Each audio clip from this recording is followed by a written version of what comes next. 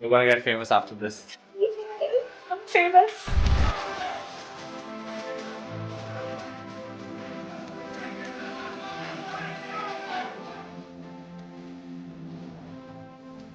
My first ever public performance. Hello, Maryse. Welcome to the Jason Show. Thank you so much for coming. Welcome. Thank you. Thank you so much. The pleasure really is all mine. So, how does it feel being on a podcast today? I am feeling very, very important right now because this is the first podcast I'm doing. So, yay, I'm famous. Oh, we're gonna get famous after this. Absolutely. Okay, so now we'll directly dive in. Talk me through how you got started with C minors. Okay. Just to give you a little more background, is basically I think singing came very naturally to me. I had parents who enjoyed singing. So from the youngest age that I can remember, I've been singing. And interestingly, my first ever public performance happened to be on a church pulpit, Holy Cross Church, Kurla. I must have been about 4 years old. Oh wow. And I couldn't even be seen by the audience. And the priest was like, "Hey, can you see her there?" And they were like, "No." He pulls his little chair, I stand on it, and then I go, "Open your heart." So it just flew on, continued on from there. By age 6, I had joined the children's choir. And after the children's choir, I experimented with few of the other parish choirs. And finally, when I turned 16, I joined the best choir that the parish had, which then went by the name Joachim's Choir. Okay. And circumstances were such that within just 2 years, I started leading the choir. By then, all the old members had left. We were with a very raw new bunch. And at that point, I really felt the need that, we needed to have a fresh start, a fresh name. And that's how I came up with the name CMINORS. So C because we're a church choir, so C for church, choir. And minors because we're like, yeah, hum log professional thodi hai. Like, so we're a very simple parish Okay. choir. So C minors, and that's how C minors was born. Okay, I thought C minors means the church choir was right, but minors because you all were kids that time when you all started the. No, but yeah, we start pretty young, 16 onwards. Okay, yeah. And so how did you start getting people towards your choir? Since you all were a young choir, no, you all didn't have a track record for people to join you. Absolutely. So I went through that initial struggle. It had come to a point when once all the old members had left for different reasons, either due to commitments or for some people it was just like, why the hell would we take orders from a 16-year-old? Yeah, ego. Ego, because I mean there were members who were part of that choir since before I was born. So for them it was like now a young person taking orders. Also our generation was a little more in your face. We weren't as timid, scared, and whatever. There was at the lowest point, the choir had just me and my sister. Okay. And then my mom, just for support, would come and stand and sing with us. And however, slowly from there, it grew.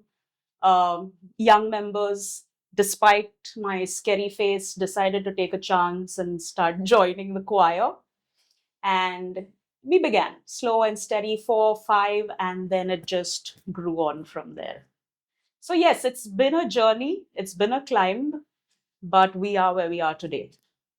Okay, that's great. And so you all started from church events, and when you all started moving outside church, how did you all start competing for events outside church, or like performing at events? Not Right, competing, right. performing. Uh, so, honestly, just performing in the church as a church choir is a very big priority for us. So that takes up really a lot of time and energy. So the moment you consider performing or participating outside, that becomes like an extra challenge. Correct. And something really serious, extra work even, because then you have to start preparing at a whole different level. Correct. And I lost my line of thought. Uh, Competing outside church. Yeah. So it took us a while. Once we had the steady numbers, once I had handed over the choir to Sydney, he's taken it on from there. We had to look for opportunities around. We have the gymkhanas, YMCA. Initially, it is a struggle because when you're not known and you don't have a name as one of the big choirs, you do go through that process until people know that you're worth it and you do a good job, and then it goes from there. Okay. So like you gave the choir over to Sydney. When was that? About approx 10 years ago, I had to move from Kurla to Malad, and naturally, it wasn't possible for me to Travel. and also churches have rules. If you're not there in the living around for 6 months, then technically you don't belong Don't there. know. Okay. Oh my God. Yes. So yes, I handed over the choir to Sydney, and I think he's the best thing that has happened to CMINORS because he took the choir to a whole different level and has brought them to where they are today. Yeah. So when you left C minors and handed it over, how many people were there that time?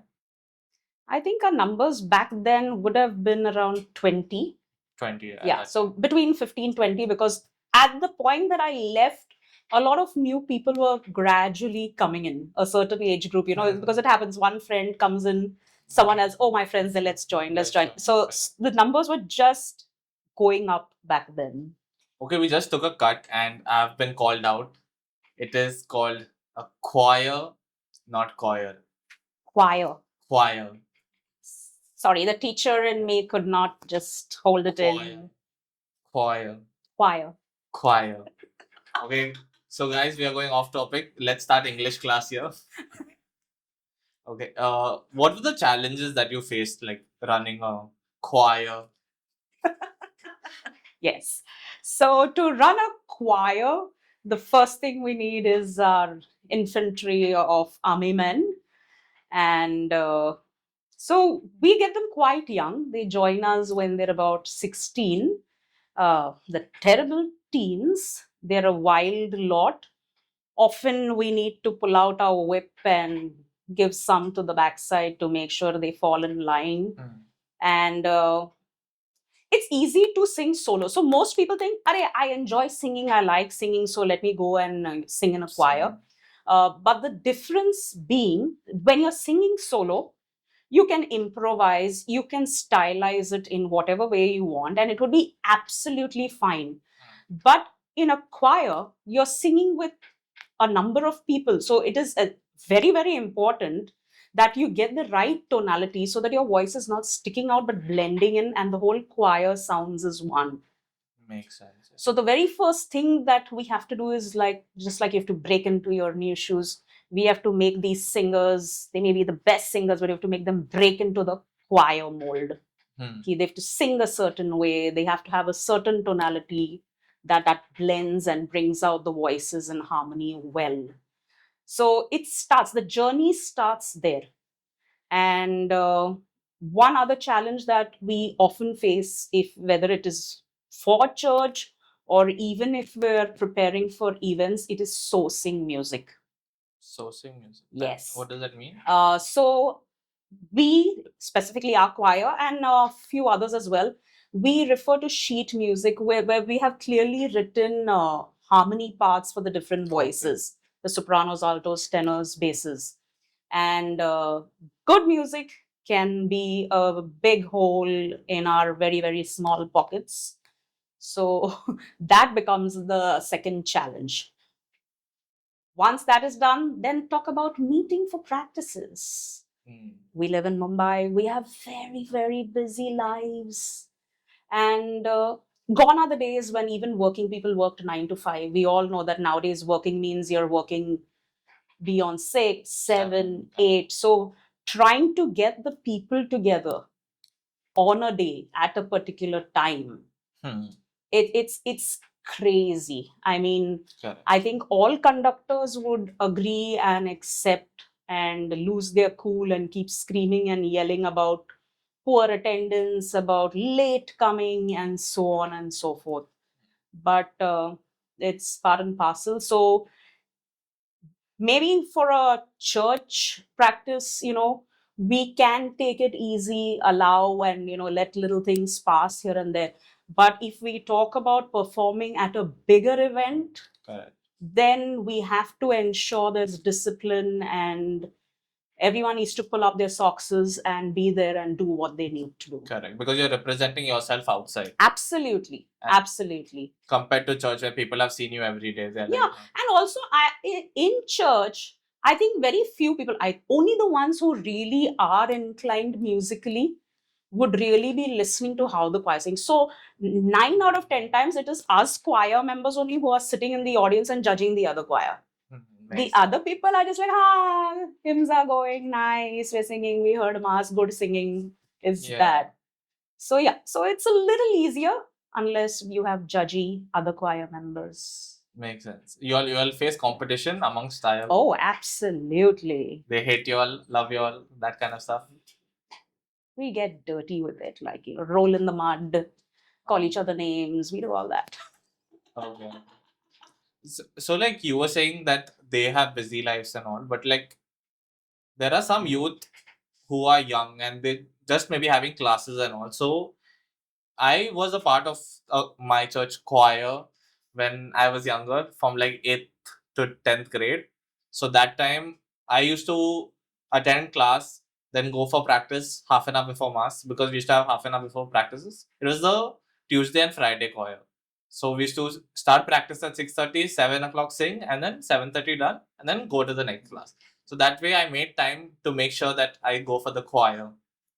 So, see, this is possible. Again, like I said, uh, if I have to be very honest, if we are trying to do serious singing, if we're trying to learn new voice parts, new hymns, songs, that half an hour practice before mass doesn't work. Because even I tried that when I left from Kurla and went to Malad. I tried to find a choir that I could fit in, and it was similarly like this. Oh, mass is at 5:30, let's meet at 4:30, 4:45. But then there's no time to sit and learn anything, so it invariably it ended up, acha, you know something, you sing, acha, you know something, you sing. And like I said, for the masses it may not make any difference, but for someone who's musical it was very jarring, very, very jarring. So if you want a certain quality and standard of singing, half our practices are just not gonna cut it at all. Correct. Yeah. So like you were just saying it's not multiple solo singers coming together, it's a choir coming together. Yes, absolutely. Basically. But Absolutely. but then instead of that, why can't you like get people who want to be a part of, like, instead of that, why don't you get people who want to be part of external choirs, like somewhere perform to perform that kind of stuff, so that way they'll be inclined also towards it. The challenge here is there are choirs in the city whose main purpose is to perform at events. So those kind of choirs will draw people who are willing to go that extra mile, given that extra time, and you basically just work around it because you want to be a part of something. However, in a church choir, when you're working at a parish level, the dynamics are very, very, very different. So, one is, at least at the church choir level, what we usually do is we have an open door policy. Yeah. We are not looking for good singers who are perfect and beautiful and whatever. We like to have an open door where anyone who enjoys singing and loves singing can come there and find that space.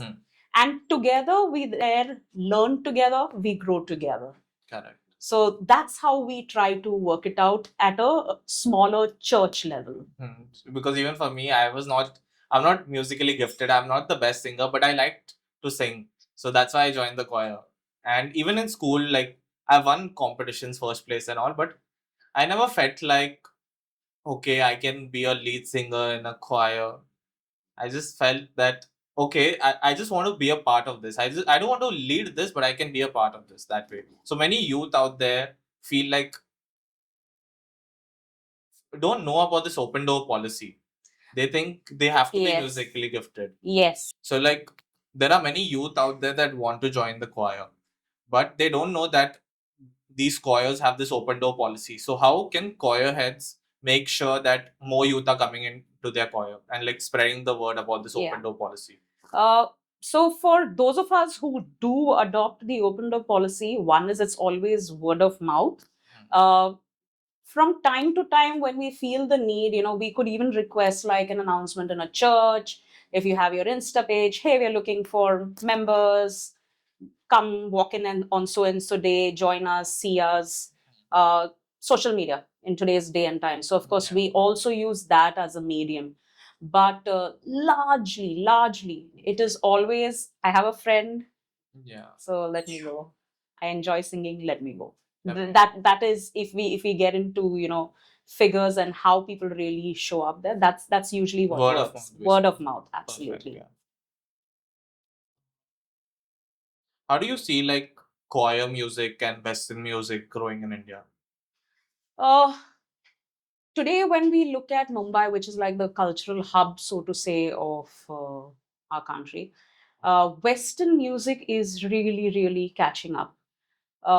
Yes, majority of them, if you look at a certain age group, like younger kids, it may start because it's like, oh, it's cool to learn it, but invariably the advantage is that Western music starts getting exposure. Okay, people are listening to Western music, and the moment you hear a group singing, I think it automatically picks the interest of others that maybe I want to be a part of this. uh, Take a look at some great pop icons today, or those who have been: Whitney Houston, Aretha Franklin. Talk about John Legend. Okay, let's talk about John Williams for that matter. All these people had beginnings in choirs. Oh. So the choir actually becomes a nurturing place where you begin, find your feet, find your roots, and then grow to be whatever direction you want to take. So if like someone wants to get started in music, the best thing they can do is join a choir. Absolutely. See, because what happens is there may be many who love singing, but then they're either shy or they have stage fright, and oh my god, they're terrified of singing alone. uh, the choir affords to you the space that, hey, you're not doing this alone. Correct, yeah. There are 5, 10, 15 other people standing next to you, so you don't feel the pressure that, oh my god, I'm gonna do this, what if I mess up. Correct, yeah. You have some people to fall back on. Absolutely. So this becomes the perfect ground for someone to come, start learning, start growing. So today, I can also speak from my experience as a school teacher and my school choir there. There are so many of them who are so awkward, so shy, and so different, but they come into the choir. It takes a little time, and then you see them as completely different people with a new sense of confidence. They get the confidence to perform in front of an audience, and it is like, okay, now I want to sing solo. Correct, yeah. So it's the perfect place for someone to start, begin. build confidence, and grow. So that's what we encourage even in our parish youth groups, to join the parish youth group, because initially you are not very confident. Like for me, I was very confident as a child, but my brother, he was sort of introverted. So for him, joining the parish youth group opened him up like anything. Like I was so flabbergasted to see him like that, because actually he was so quiet and now he doesn't stop yapping. So like how you were saying for choir, for me it must be the youth group, and then for other people out there that are not in youth or not in music, they can join their local groups first, because Absolutely. it all begins from there. Yeah. So back then, at least when I was young, I don't think our church youth groups were that active in pushing the youth to explore different avenues. But today, when I look at my niece and nephew in Orlam Parish, it is compulsory for them to be a part of different groups. Could be the choir, or you become the lector in the church, or you get into the group that does social service or organize event. And I think this is a great way of encouraging youth to come out of their shells and explore and experiment and see where they fit in and find what works for them. Correct. Yeah. Makes sense. My sister too. I mean, I think I was the yapper. So I always had a voice, and I was very vocal and verbal, and everyone knew I could sing. Probably my sister was in my shadow for very long and didn't have that kind of confidence. But once she came to the choir and found her voice, it turns out that for choir singing, she actually had a better voice than me. Oh wow. And that gave her a whole different kind of confidence and joy. Correct. Yeah. That yes, she could also be part of something, and she was good at it. Makes sense. Yeah. Like you invited her to come and join the choir, but what do you think attracts others to choir music? Uh, there are few who, like me, possibly just love singing and just look for ways. Um, one other very effective tool would be, oh, that looks interesting.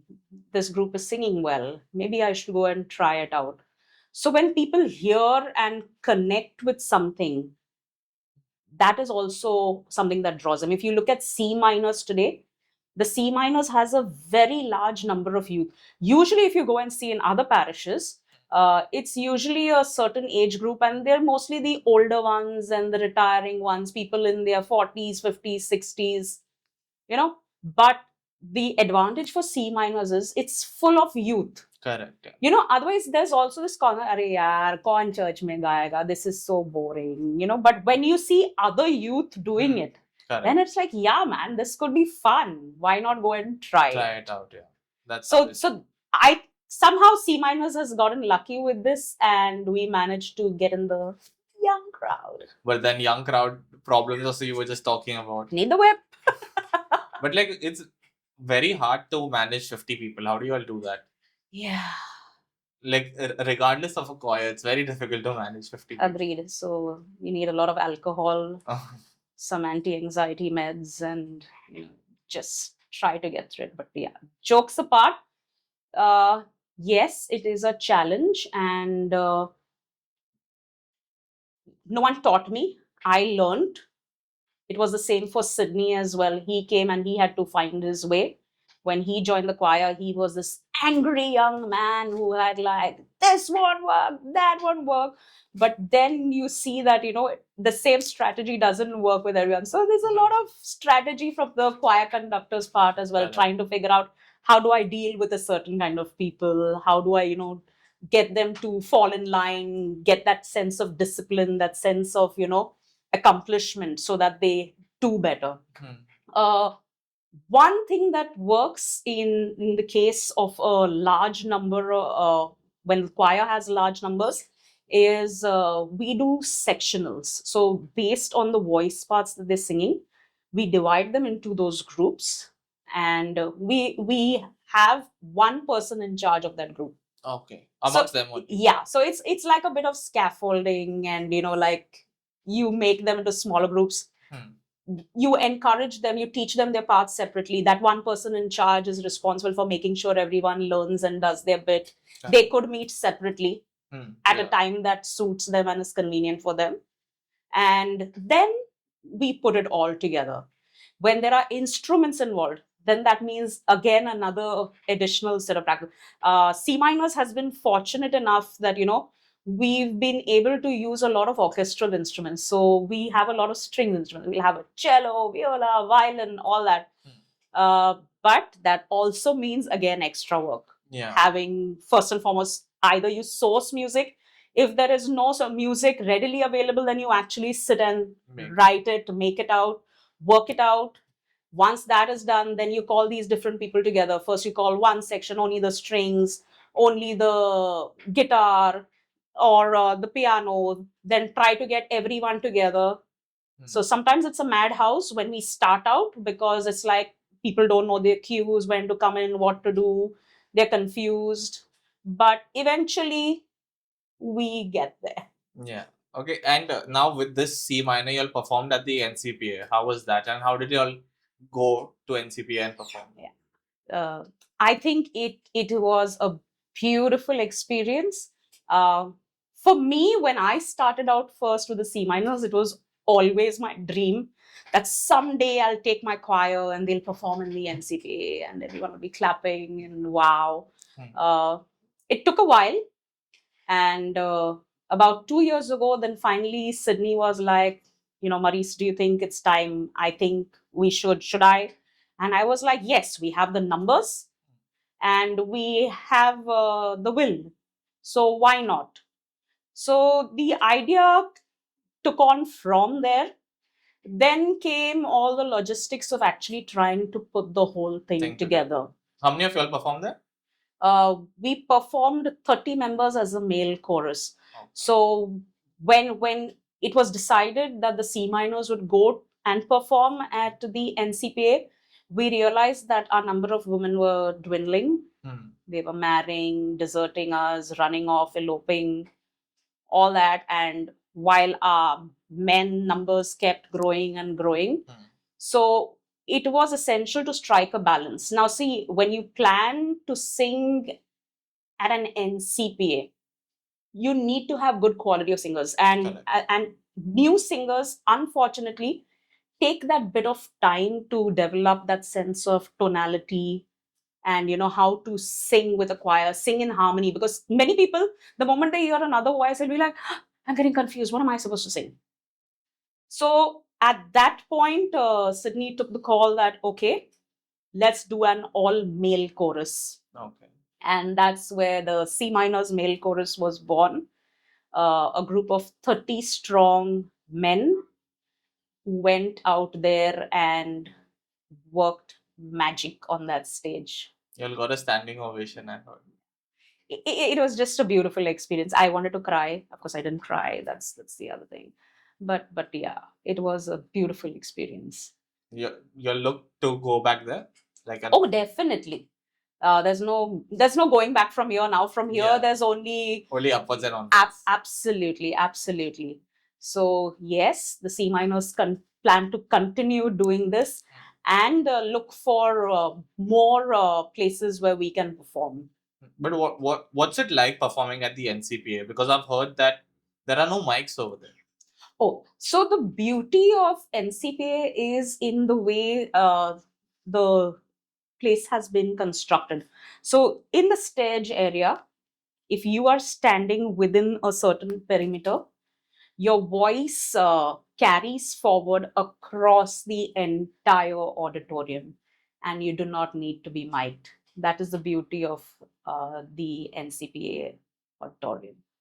So especially for performances like the choir performances, we do not use mics. Everything is unmiked, and it's just about getting your good voice projection and it carries through. But then now so many people are singing. What if someone is not supposed to be as loud as they're supposed to be? Well, that's why we practice. Someone's too loud, take a flower pot and hit it on their head and say, Baba, bring that voice down. Okay, so that's precisely why we have rigorous practices. We'll have all these, people who sing too softly, people who sing too loudly. And also we do a lot of dynamics in our singing. So, certain sections have to be soft, certain sections have to be powerful. So all this is fixed during our practices. Correct. So once we go there, it's like what to do. We get very little time to have one quick practice. We call it a sound check, although technically we are not using yeah. But just to get a feel of it, we barely get, I think, 15 minutes. Each choir gets 15 minutes. And in that you go sing, get a feel of, the acoustics, how loud, how soft, if you want it to be softer, and then just make the magic happen. What role has faith played in the success of your choir? I'm not sure if I can say. Okay, let me put it that way. Faith gets us to where we are. Faith could be spiritual, or faith in just the desire to do something together. As a church choir, there is no doubt our religion brings us together. Uh, for many of us, it keeps us there. I mean, I know for a fact that we have several members in our choir who otherwise would have been outstanding Catholics, but the choir has brought them one step closer to the altar, actually many steps closer to the altar. Outstanding Catholics. Like they're right there, Jesus is right in front of them. Yeah. So yes, it does help. Uh, for many of us, I think it is what keeps us going. From my own personal experience, I think the choir gives you a sense of belonging to a community. We always say that the Catholic community is less about religion and more about community. That's People. that's why we have our mass, where we come together as a community, as a big family, and we celebrate.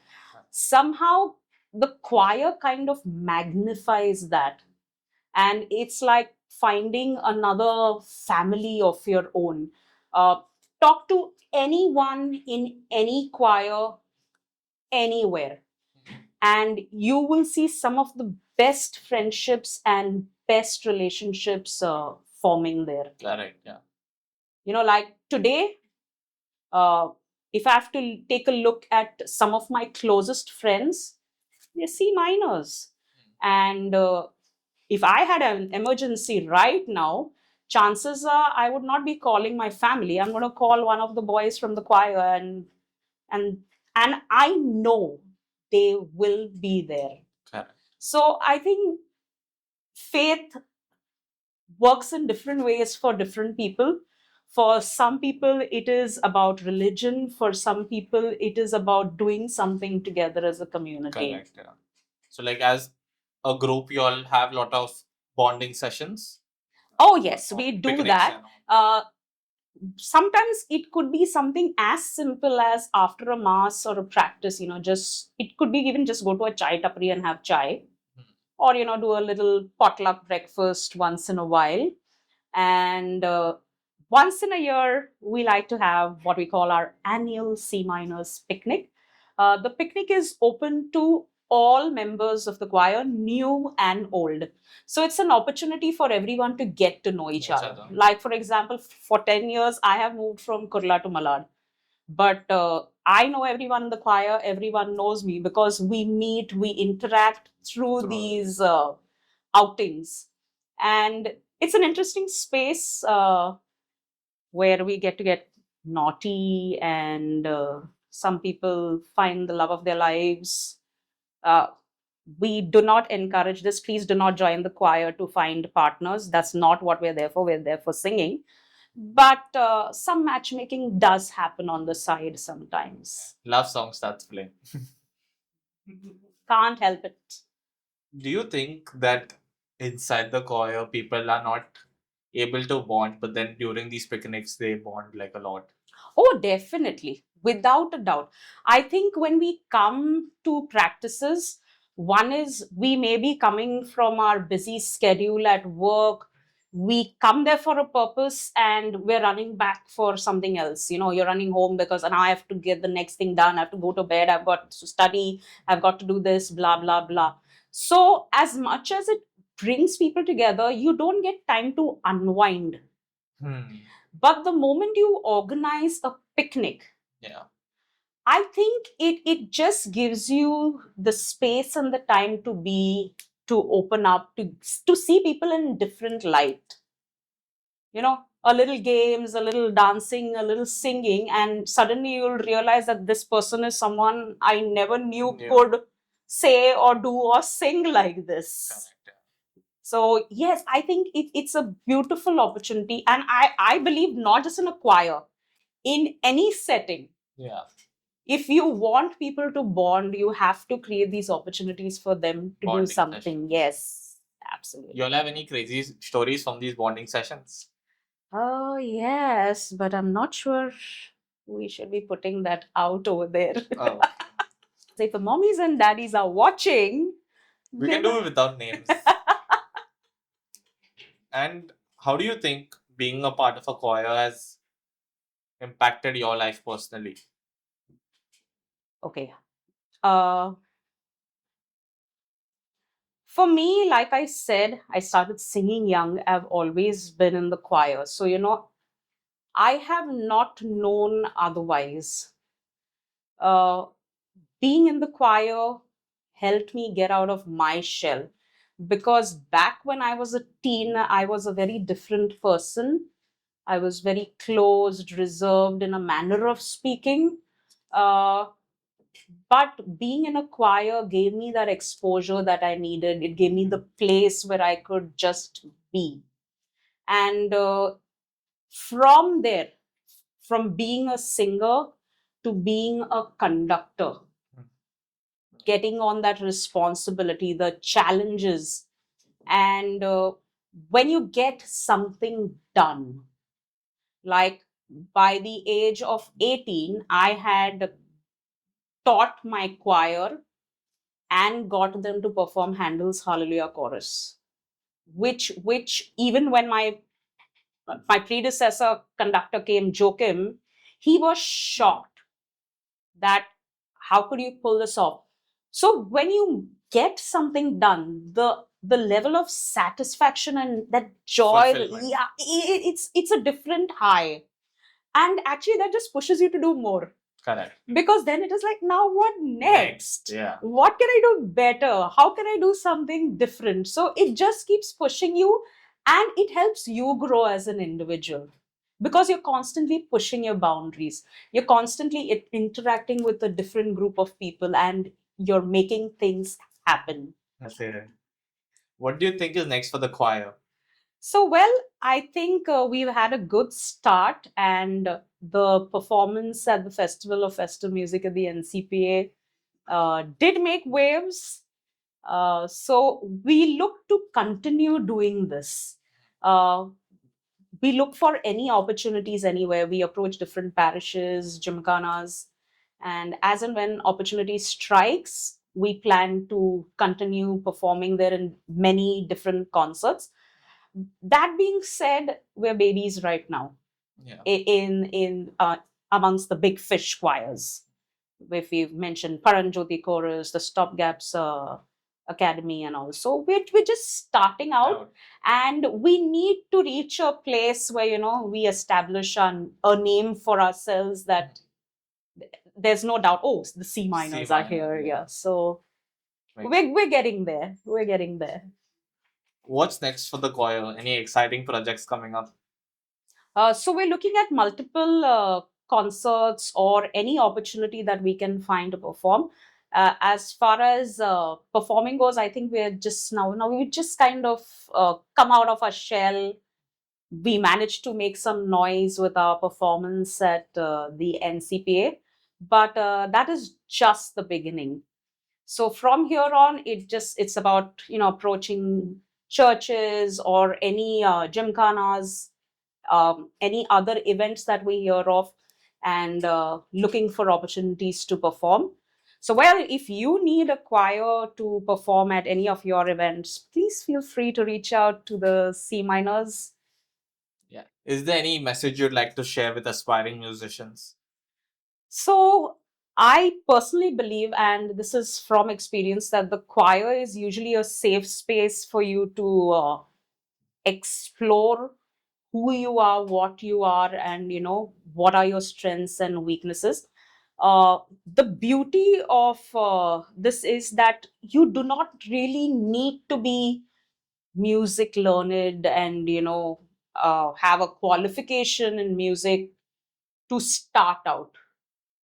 I mean, there are so many choristers that I know who actually have never really trained in learning an instrument or learning to read music, but they just come and learn by ear, by passion. And from there, the interest grows.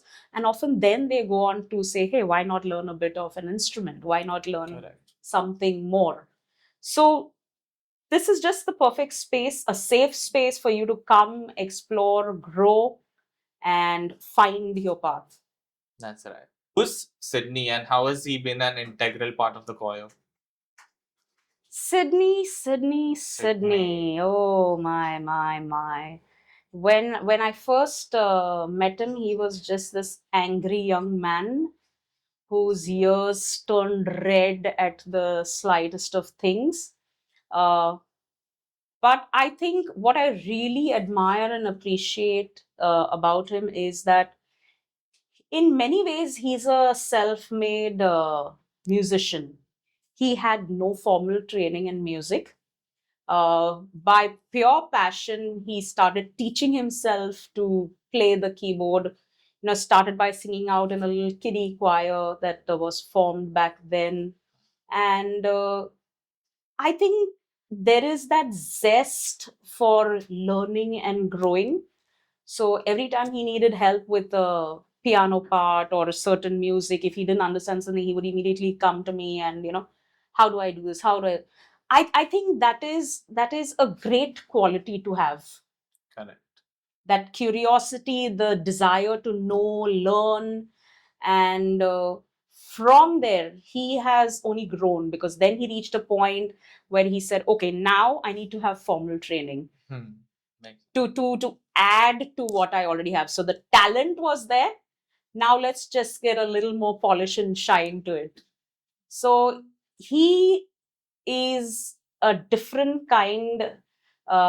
Everything else takes a back seat to choir, like work-life balance. People talk about work-life balance. For him, it is music and life balance. So he has some different struggles, but he's very passionate about what he does, and very determined to get done what he wants to be done. Thank you so much, Maryse, for coming. It's an absolute pleasure. So how does it feel heading the C minors now? It's quite interesting from where I started to where I've been. I remember starting as a kid. Now it's a very different ball game. Managing the boys and the girls is difficult, but yes, with all strategies that we've tried using up to now with my team there, it's quite interesting. We're doing well. That's great. And in before you, Maryse was there, and before that, Joachim was there, and he took them to the NCPA, and now under your guidance, they have again gone to the NCPA. How does it feel about that? Oh, good. So even that was a good memory actually to relive again, because 40 years ago when the choir was taken back then, they had a standing ovation, and it was a wonderful memory for the members back then. And for my boys right now, getting them just to the NCPA was quite a journey. We did a lot. That's great. And what do you think are the future plans? How do you plan on taking this more ahead? At this moment, we are focusing more on our church music. We are back there because we did take a back seat with a lot of our church music. So our current plan is to have a little mini concerts in our parish, and we'll get back to a little bit of performance in a while. That's great. Okay. Thank you so much. Thank you.